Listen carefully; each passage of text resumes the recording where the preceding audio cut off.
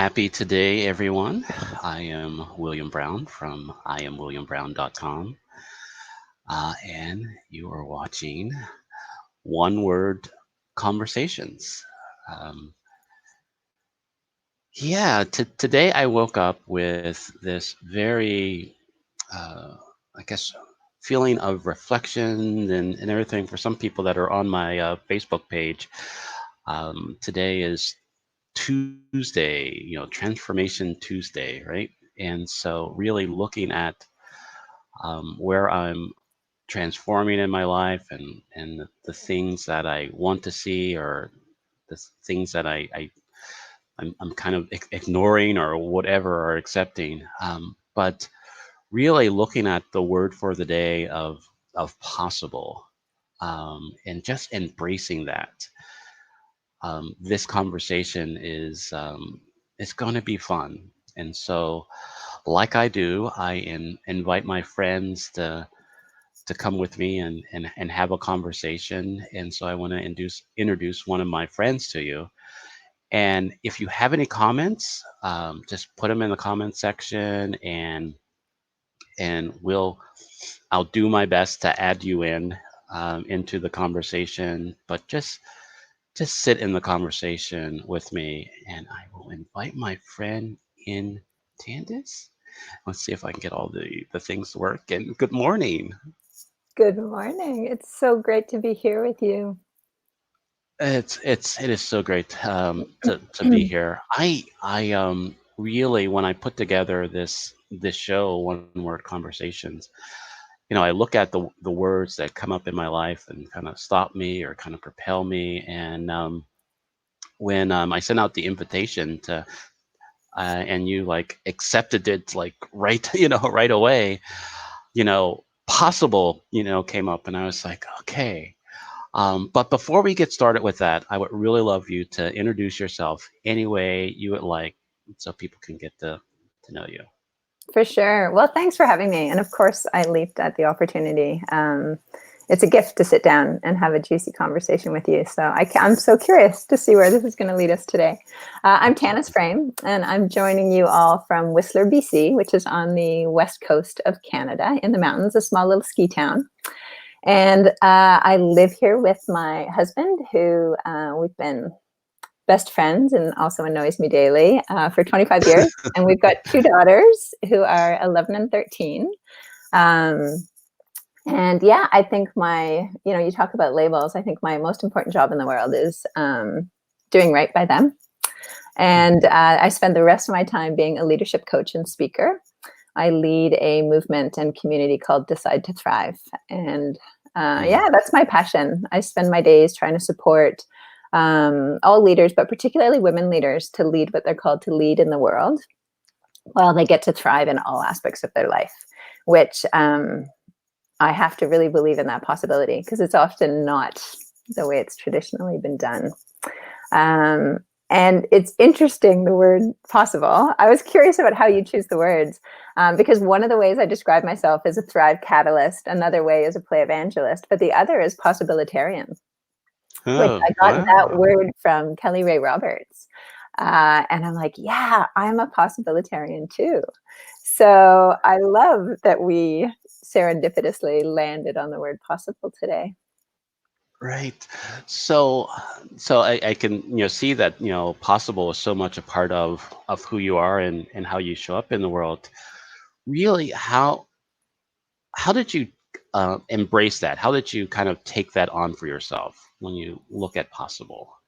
That's a really good question. That's a really good question. What is inherently in who we are, and when do things come along? Our ways of being, our ways of doing. When do they come along? Right. Um, that's really interesting. It was definitely a natural bent. I don't know about when I was really young, but at some point, definitely as an adult. Having a sense of, and whether I was raised by an entrepreneur as a father, and then my mom was very social service, social justice oriented, and they're both leaders in their own ways. And we lived a life where was kind of on the knife edge a lot. Um, Right. I but got I it. think I probably got it A bit from both, you know, inherently that my mom believed that a better, more just world was possible. She started like grassroots, frontline social worker, and so worked in her way to create a world that she believed was possible, better than the current one.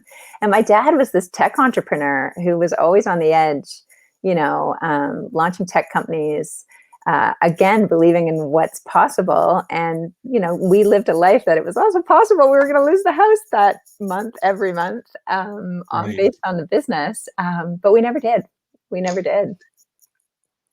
It was, and I can totally hear that. And because when I was little, like, I grew up in the inner city projects of Pittsburgh, Pennsylvania, and Oh, I did not know that. Pittsburgh. for me, I it possibility or possible came late, because how it occurred to me was, my mom would say, anything is possible and everything, but I would look at the surroundings and believe that, however, but look at this, look Yeah. at what we don't have, look at, Mhm. what's missing. And so even though that I, was curious and tried a lot of things and was in some cases ridiculed for kind of Mm, not staying present to my reality of lack or less than.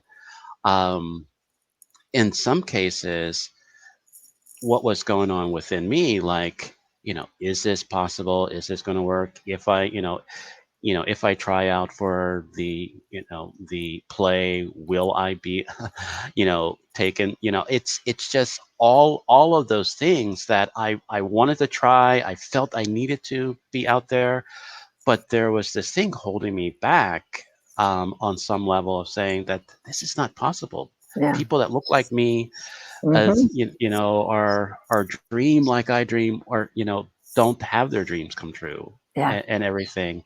And so it took later, in my life to really just embrace the possible, and even language of possibility. Yeah. Yeah. You know that, Bill, that's one of the first things that came to mind when you shared the word, what our word was going to be, possible, Mhm. is, you know, because so much around what's possible is our belief, right? It's kind of Mhm. like, you know, what is able to be done, what is able to exist, what I am able to become and be. It's Right. stated in the word as if there's some clarity on that, but it's predicated completely on belief, right? What we Right. believe is possible.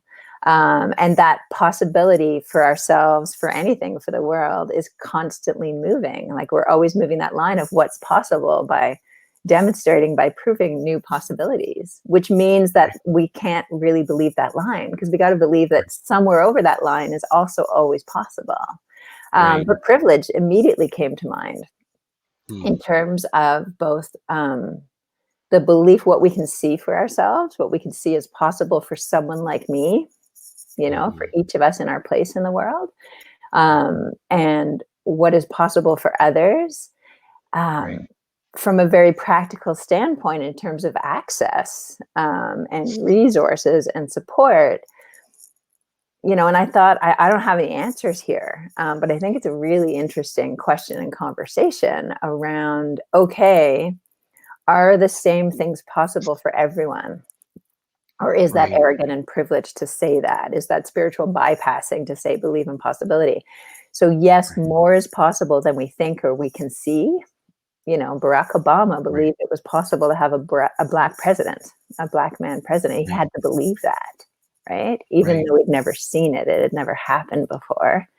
Yet, I also think it's a bit arrogant and privileged to say, you know, that everything is possible for everyone. Yes, Right. it's possible. It's a lot harder, though, in practicality, say Right. for women to do certain things in the world or for from different economic backgrounds. So I think it's a really rich exploration and nuanced into, yes, everything is possible. And Right. I think about this in parenting my girls, right? Do you raise them with you can be anything? Yes, you can. And also some savvy about the way the world is currently set up And how Right. do you navigate that as a woman? And how is your access different?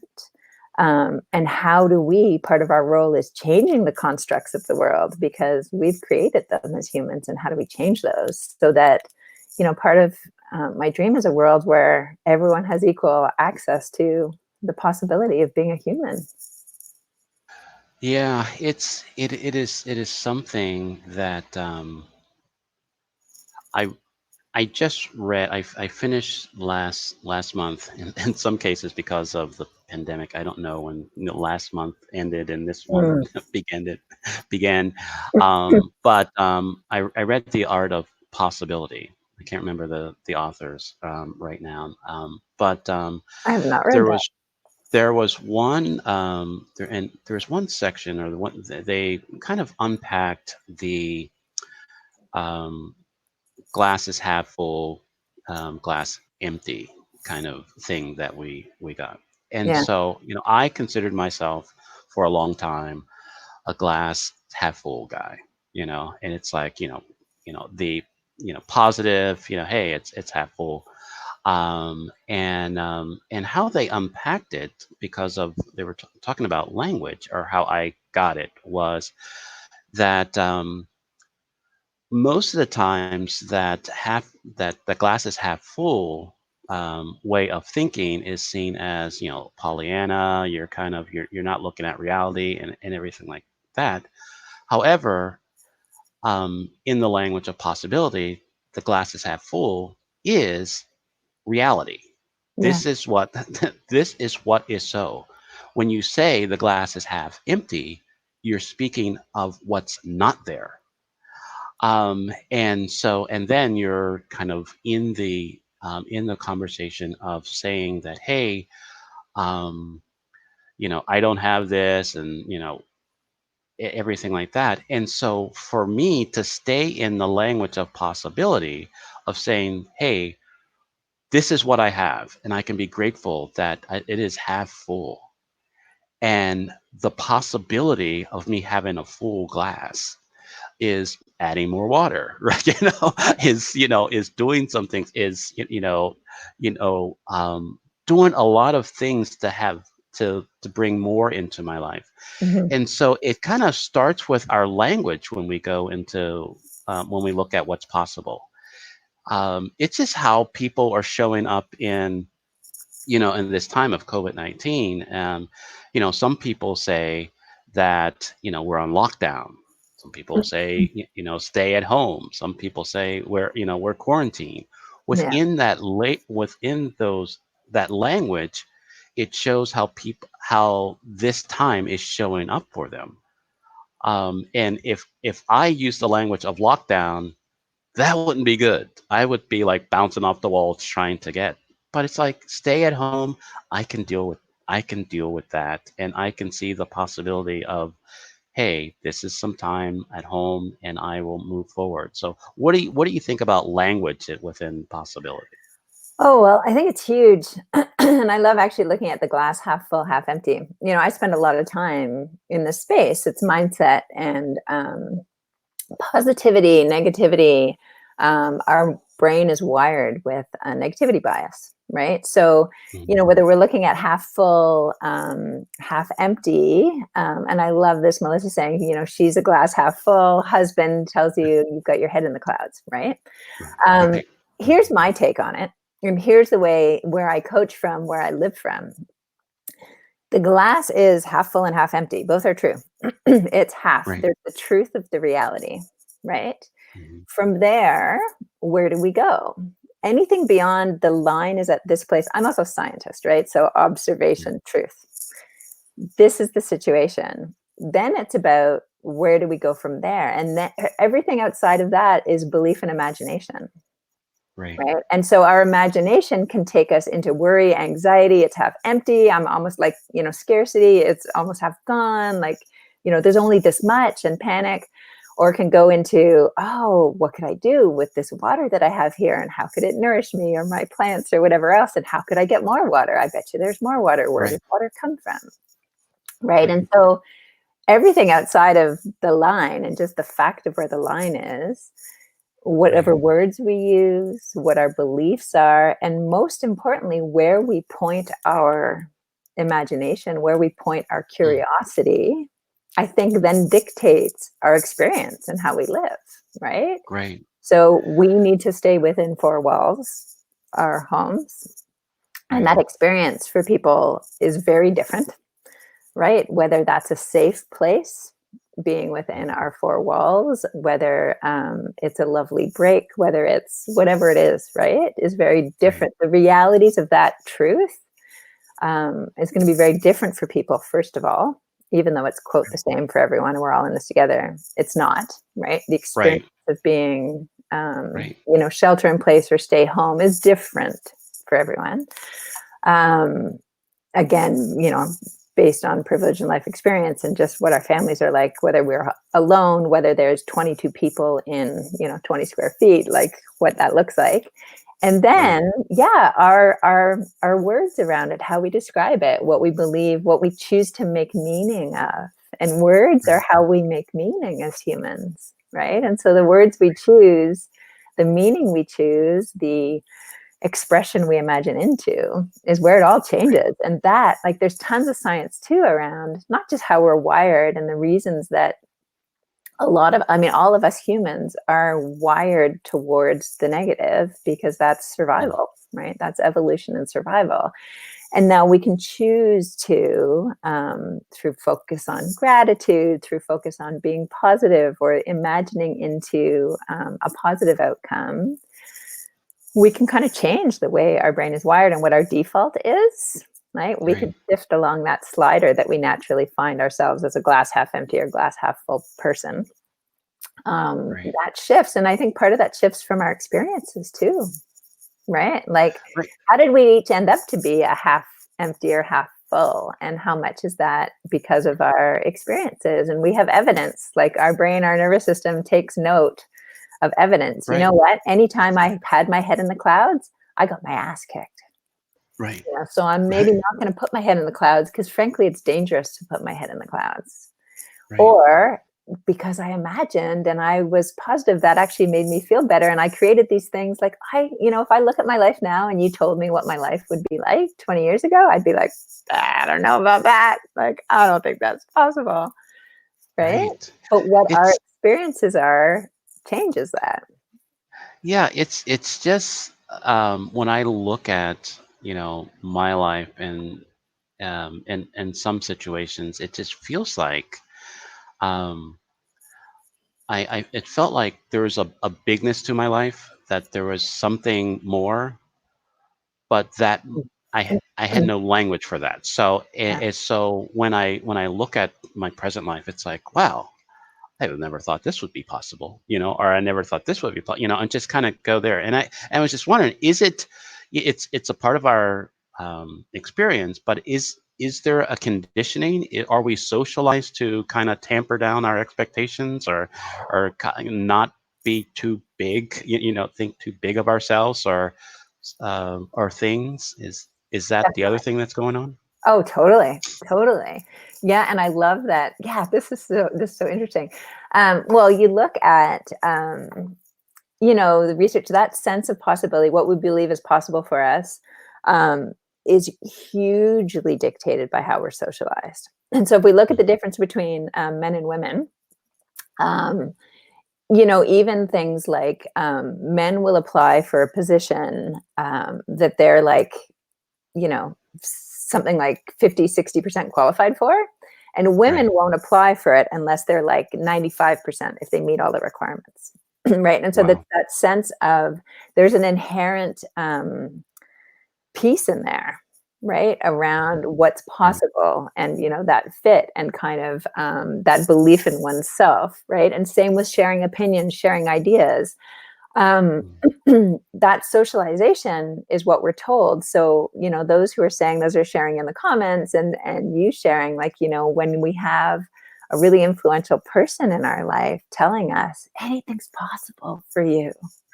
Right. Look, we can create, and they show us stories, they show us examples of Right. people who beat the odds, who are doing amazing things. That storytelling and hearing about, humans and experiences, that expands our sense of possibility, and that changes our socialization, which might go against maybe how you were socialized as a young boy in the projects, Right. and what is possible for you and what you constantly get told, right? And we take that in and it becomes part of our subconscious, right? We aren't even consciously weighing that. It just becomes Right. part of that autopilot. Yeah. There's a teacher, I'm trying to remember his name in high school, but I can remember what he said to Mm, me one time.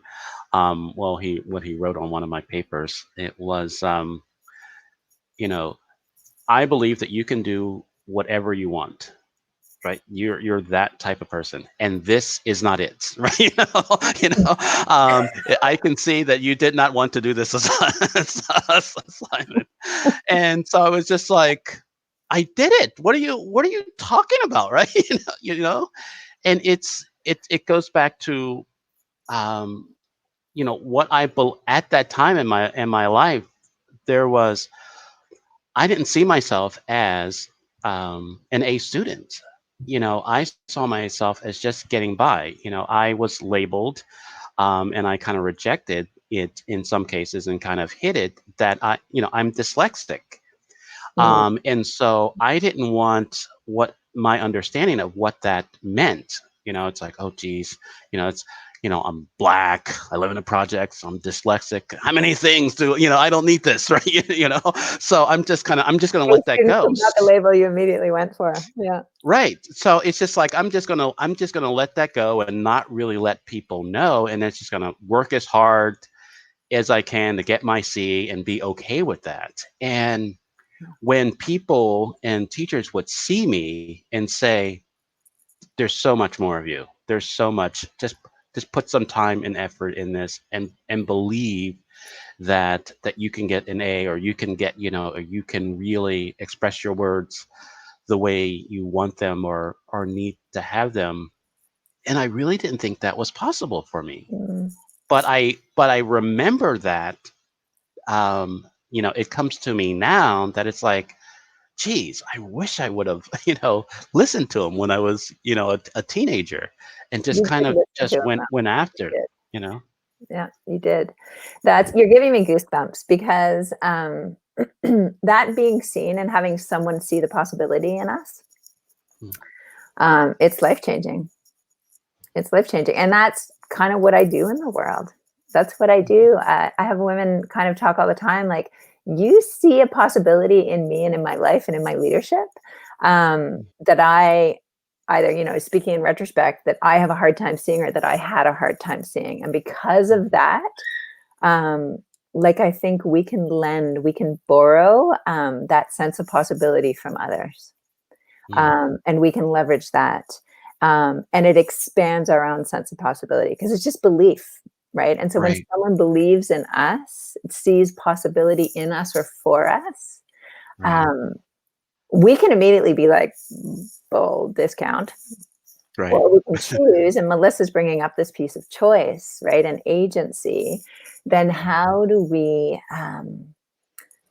right, how do we borrow that, how do we lend that? And it's such a beautiful gift, which is why it gave me goosebumps to hear you're saying, I didn't believe that then, or I didn't hear him then. You heard right, him, you're remembering it now all this time later because it influenced you and has influenced you, and it may not have shown up right, immediately, but it obviously has. right, And that is just such a gift we can give one another, right? And so how can yeah, we I also think it's really important, the sense of head in the clouds, seeing possibility, hope would be another word we could bring into this conversation, right? right, um, mhm, I don't believe in, and I actually don't like blind positivity. hmm, I really always talk about and go for myself and with people. I think the muscle we need to build is expanding for the truth of all of it. hmm, This could go south. This could really suck. And this right, could be amazing. right, I think ignoring that, whatever it is we want to be or create in the world, we're going to vulnerably put ourselves out there and try and do that. I think, right, I don't think it's truth to say it's all going to go great. It's going to be perfect. Everything's going to work out. I believe you're going to navigate no matter what happens, but I'm not going to blow smoke and like head in the clouds as if none of these other things could happen. Really Right. hard things could happen. Your business could run out of money, your X, Y, and Z, right? Like Right. the person could say no. So I think truth is expanding, and true sense of possibility is owning all of the possibilities and choosing that agency to go for hope, Right. and to go to Mm. create that, whatever that quote positive vision that you have, or sense of possibility, but not in discounting. It's also possible that you could get hurt, that that could be dangerous, that it could go south, that it could be bad, right? Right. Yeah, it's reminded me of a conversation that I had last week with my new friend Holly about this time has taken us off of autopilot, you know, Hmm. and when we're off of autopilot, then our choices, we make choices, right? It's not just kind of just mindlessly going through our lives, and because I've been there, I have the T-shirt. I'm just kind of show up, right? And I felt that that was living, and now we're given this opportunity for this reboot, reset in our life, in our economy, um, to really make the decisions for ourselves, make the decisions of how I'm going to show up. Am I going to look at everything? Yes, I can watch the news and I can do things and say, "Oh, sucks," or I can see beyond the suckiness of all of this. There other things are possible if I'm willing to be open for that, and just really trusting yourself, trust, and Mm. believing that, yeah, I'm going to make some missteps, and I may not, and just embracing that, and that's exciting and scary, right? Yeah. And I think you've hit on a really important piece there, is that, okay, so what can expand this belief, this sense of possibility, and trusting ourselves, excuse me, is, I think, the key ingredient, right? Right, And it's not trusting ourselves that everything's going to be perfect, that we're going to get it all perfect, but trusting right, ourselves that we'll find our way through. Right? right, And trusting ourself also in the way of like, if I have this yearning or this desire or this vision, um, it's, whatever our beliefs are, whether that's divinely coming to me for me to bring into the world, whether it's just what I'm yearning for, and to trust that, like it's coming from inside me. And right, so if I'm feeling this call or this invitation or this interest or this curiosity, again, that's trusting ourselves to choose, again, that agency, not just autopilot, but to choose to follow that. And to right, trust that if we choose to follow that, we're going to find our way through. And it right, doesn't mean trust that it's all going to work out and be perfect. right, Trust ourselves in our capacity to stumble and get back up, and trust ourselves in our capacity to get it wrong and maybe even hurt people and to make it right. Right. right. Mm, Um, I think that's a huge piece, is trusting ourselves, and then trusting whatever we believe is beyond ourselves. right. Yeah, it's just, oh boy, I'm thinking of a lot of things, and it's coming up in this show, and in just putting this thing together, like um uh, before, like last week, or some 2 weeks ago, when I started this show. I had many reasons why I shouldn't do this. There was many reasons why I shouldn't go live. And it just really, there was a sense of, um, William, this is an opportunity for you to be there for the people that you say that you want to be there for, and Mm, have the conversation that you believe that you're ready for, or not. And all of this is possible. There's a lot of things that are possible. You know, you can make mistakes, you can stumble, you can do all that other kind of stuff, or you can connect to your friends and people that mean a lot to you Mm, by having these conversations. And just there was this fear, but there was this acknowledgement within myself that I want to be available, mm, and mm, whatever's possible is only going. I'm only going to see it if I take a step, if I open my mouth, if I send an invitation, you know, and then we get to say to yes. people, Yeah, right? yeah, yeah. And No, that's beautiful. it's just want you know, and just wanting to, um, like you said, trust, your feeling, trust yourself, that not that everything is going to be perfect, but trust that whatever shows up, that I am going to be available to make the pivots, the adjustments, um, to stay in the conversation. Yeah. I realized for myself that, and I shared this briefly, that I need these level of conversations in my life, and I was getting to a resignation that I wasn't having these conversations daily with my wife. So I was like, oh, gee, she doesn't want to have these conversations with me. So, this sucks. And it's like, what am I going to do? And I just kind of like struggle, or suffering in silence. And so I realized by creating, this platform to stay in these type of conversations Mhm.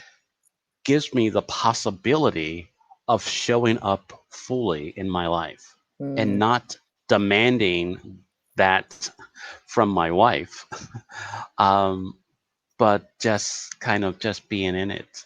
Is there yeah. any areas that you didn't think were possible that you just kind of embraced and just said, "Hey, I'm just going, 100% Oh, in"? oh my goodness. Well, so many things I want to hit on. First, bring me back to that question if I don't come back to it, Okay, please. okay, I Um, will. First off, just I love this, and I think it's a really interesting time when, again, staying at home, we're spending even more time with our immediate family, or on our own, depending on what that Right, situation is, right, or our partners. Um, and we talk a lot about raising children requires a village, but that's not how we mm, do it. We've been pushed into in our culture into these beliefs that everything is supposed to come from that immediate family unit or that immediate partnership, marriage, right, whatever, as opposed to this concept of the village, right? hmm, And I see very often an expectation. So much pressure is put on marriages and partnerships now because we expect all of our needs to be met from that one person, mm, right? And right, you want to talk about possible? I don't think that's possible for one right, person to meet all the needs of right, another person, right? right, And like, where's the village, And this whole, what conversations and how we're met by our partners is one piece. And how the conversations that we get to have with our friends is another piece. And the conversations we get to have in our work and with our colleagues and in our learning and in our studies, again, another piece. Or even, like I have a right, book club.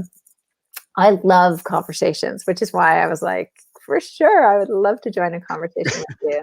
And my right, work in the world is creating space for really rich conversations, conversations that transform. If we're on Tuesday, let's talk transformation, right? Conversations right, transform us because they right, shift our sense of possibility and belief, and they expand our world through curiosity, right? Going right, into conversations with curiosity, pursuing ideas with a sense of curiosity is expansive, and we yearn for that. I think that is our nature, but I think it's also our nature to shut that down in judgment. I have to have the answer. It has to be right. I need to get to a conclusion, which is not curiosity, right? That's right, feeding judgment. And right, conversations and how people enter conversations, how people enter any invitation.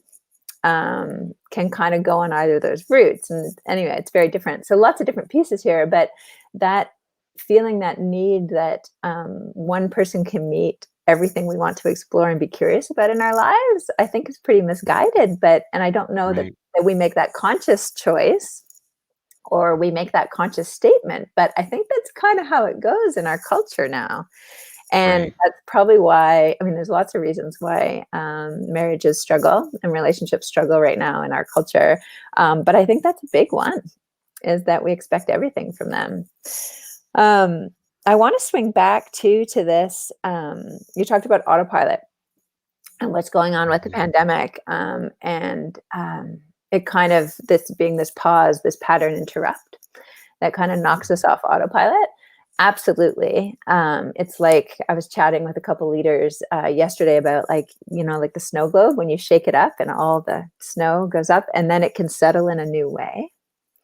Uh, Right. Mm. it's a really interesting time from that perspective for organizations, for relationships, for families. The other big thing that's happening that I'm seeing is that everything is magnified. Everything is Mm. magnified, our habitual patterns, our beliefs. So, like, if you've got, Melissa Right. sharing, in their family, if it's a glass half full, glass half empty, I bet that's magnified right now. Right. That, that separation, that difference is probably Right. magnified. Our habits and how we react on autopilot. And half of my job as a leadership coach is bringing our autopilot into our conscious, right? Actually shining a Mm. light gently and beautifully and with a lot of curiosity and compassion. Otherwise, it won't come out of the shadows. What our Right. autopilot actually is, because we don't know. That's just what happens. That's just Right. life. That's That's just right. reality, right? That's just truth. When actually, no, that's just our autopilot. But then we as humans also have choice and agency, right? And Right. so I think it's really interesting this time now, getting to see our autopilot more. And for those who can see their autopilot and also their agency, then it's a really interesting time calling on us on how are we going to use that agency. Because the other Right. thing that's also magnified is not just in us, our autopilot, but our culture, our society, our systems, our economies, and how they're set up. Their autopilot is also glaringly obvious right now, right? Right. Inequities are glaringly obvious. Everything is magnified. And so, with everything magnified and with us in this space of, I mean, some of us are working harder than ever, others are in this great pause and making sourdough bread, Right. but everyone is in a space of this contemplation and this exploration because things are magnified. Our truth is magnified. The realities of the world are magnified. And then what are we going to do about that? Right. There is there's a sense for me that this is in this wake up call, right? There are many people, this is just a feeling that I have, that are upset that they were awakened, um, and want to go back to sleep, right? Instead of saying, okay, now I'm awake, what am I going to do? Mm, And I think the fear or the concern that I have is that, after this, or as we kind of settle, the snow globe settles more, there is there's a group of us, I put in the collective, that want to go back or try to find a way back into autopilot, mm, find, mm, in that comfort, and that, it's, and I think, and sometimes in the conversation of, reopening the economy, and it's like, um it is it is one thing to get the economy moving, as you said, there's a lot of people making money, doing business, doing all that other kind of stuff. Economy is happening right now. But will we recognize the possibility of our economy being drastically different, and how we make money, save money, do work, all of these possibilities that we can either embrace, or kind of saying, no, I mhm. like my autopilot and I'm going back, right? As soon as I get a chance. Yeah, yeah. No, for sure. And that it is a rich time, both on the individual and the collective level around this, and kind of what's possible and how do we use this time. And I know it's something that I feel really deeply and kind of on the personal level have been inviting people to really lean into, kind of this sense of, a woman that I did breathwork training with, she at the end of every breath session would always say, let yourself be changed. Let yourself be changed. And that's such a beautiful invitation for us in this time, not just let ourselves be changed by this time, rather than slipping right back to autopilot. Let the world be changed. Let things be changed. And what would it be like? Like, that's a question of possibility and imagination. What would it be like, for us to be changed, to not go back to the way it was? Right. And what do we imagine into that? What is possible for us? And it is a time of huge potential in all those areas. And I think it's also really important. You talked about people awakening, being like shaken awake, Right. rather than kind of just the timing of that. And there is divine timing in being shaken awake right now. But I think it's really important to honor and have a lot of compassion, Right. that there is a grieving that needs to happen before we Right. can then mount into, okay, let's go forward. Um, Right. that pause, and sometimes if others or we don't allow that pause and that grieving, and we want to rush ahead and rush through, then the resistance mounts to pull back into the way it was.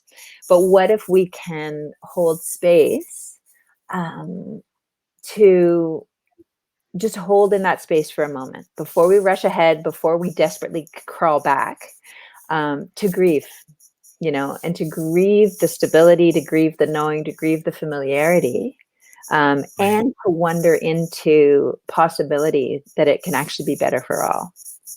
you know Right. um, but also our naivete, our autopilot, it's comforting. We don't have to think, we don't have to make challenging choices, we don't get to Right. make amazing choices, but there's a comfort in that, and I think it's important that there is space there to grieve, right? To Right. grieve what we're letting go, Right. even if it's only grieving that it's familiar, like the devil we know, right?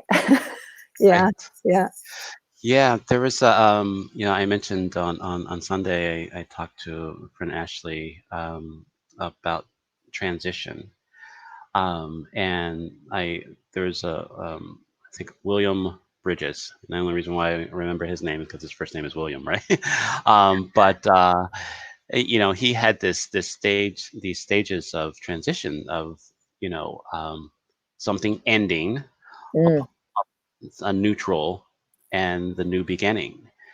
And I realized, for me, a lot of times when something would end, I would try to quickly go into the new beginning and just kind of just really didn't take that time, that neutral time.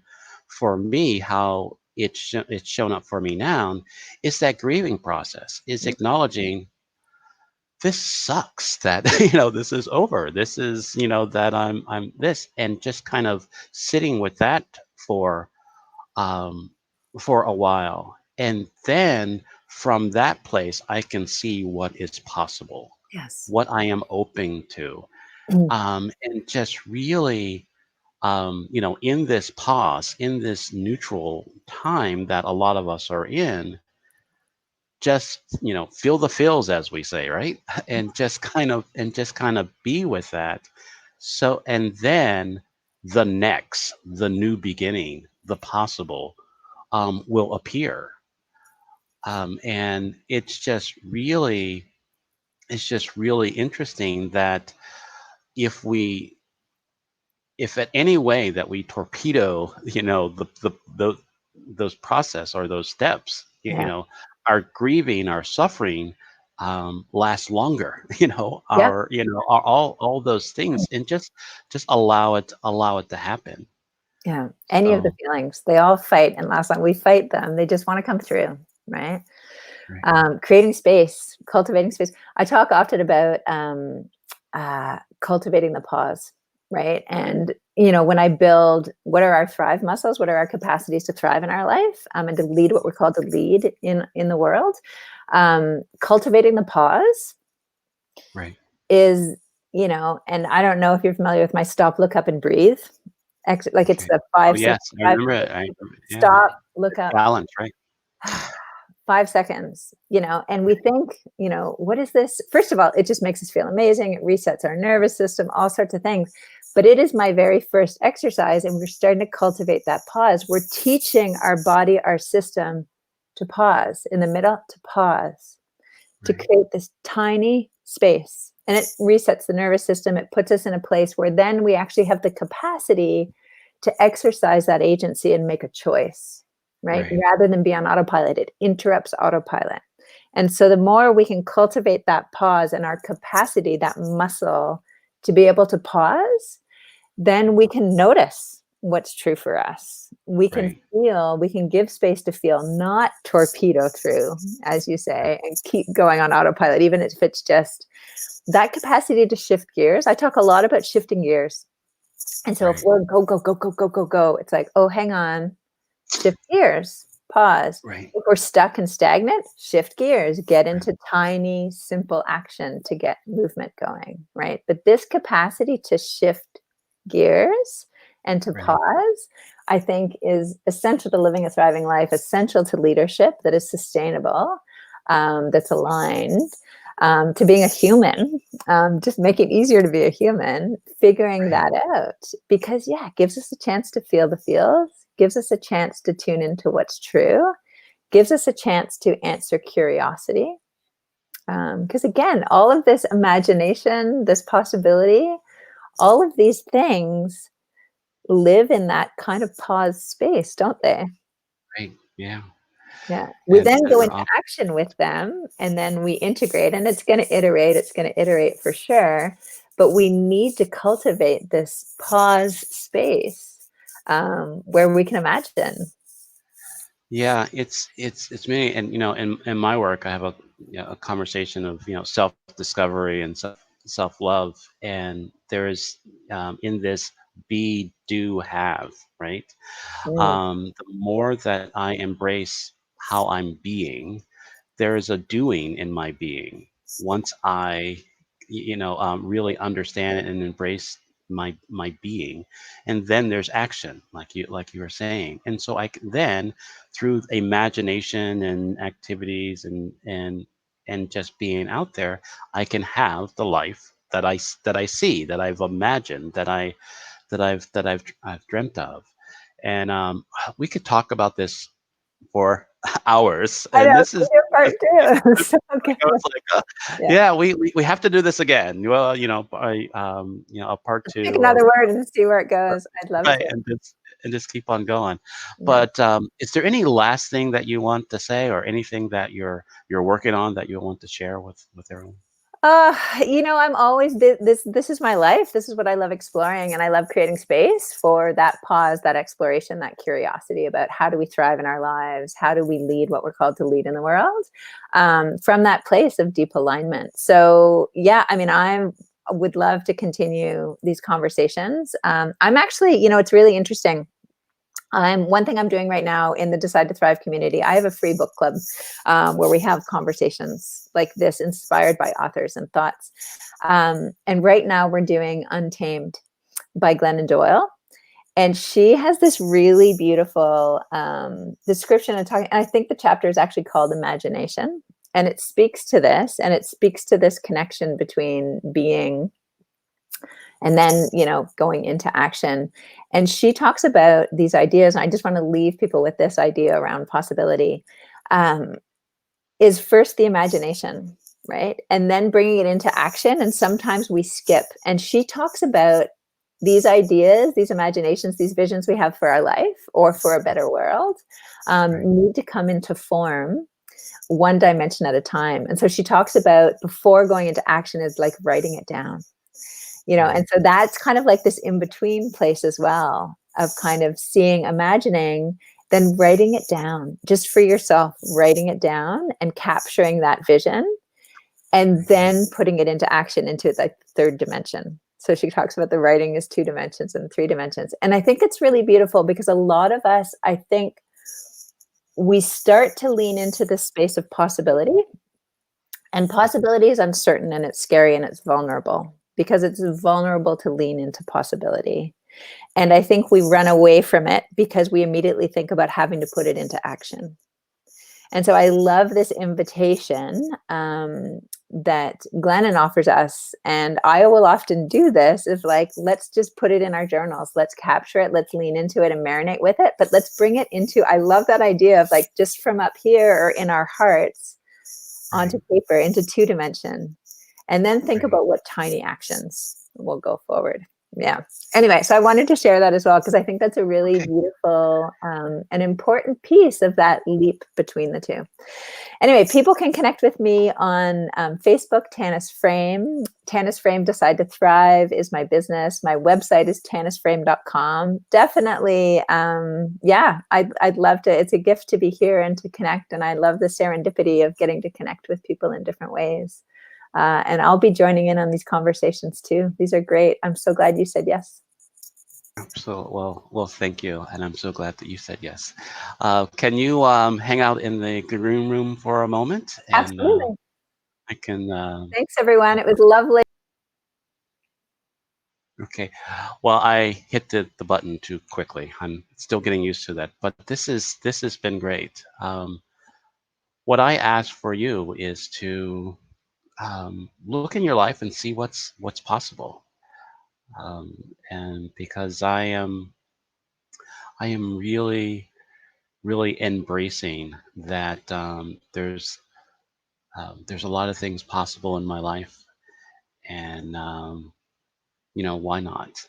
So the world wants you, the world needs you, the world has been waiting for you. So go be you.